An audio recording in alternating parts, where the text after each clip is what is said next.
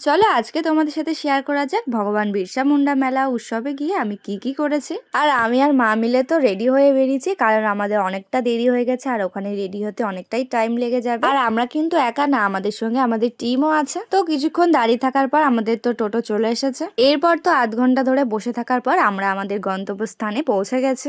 আর এটা কিন্তু চুনাখালীর একটুখানি ভেতরের দিকে। আর তোমরা দেখতেই পাচ্ছ আমাদের ছাড়াও এখানে অনেক টিম এসেছিল।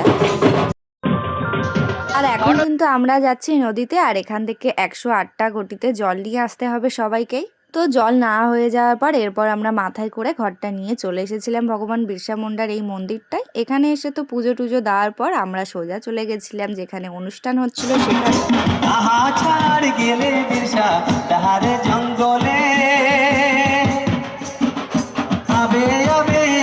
তারপরে আমাদের একটুখানি খিদে পেয়ে গেছিল, সেই জন্য ওখান থেকে একটুখানি পাঁপড় কিনে খেয়ে নিয়েছিলাম। এখানে বসে কিছুক্ষণ অনুষ্ঠান দেখার পর আমরা চলে এসেছিলাম খাওয়া দাওয়ার এখানে, যেহেতু অনেকটাই রাত হয়ে গেছে, বাড়ি ফিরতে হবে আমাদের। তো এরপর খাওয়া দাওয়া করে আমরা এখন সোজা চলে যাচ্ছি বাড়ির দিকে। আর রাস্তায় দেখো এত কুয়াশা হয়েছে। আজকের ভিডিওটা কেমন লাগলো কমেন্ট করে জানাতে একদমই ভুলো না। তো দেখা হচ্ছে পরের ভিডিওতে, আজকের মতো টাটা।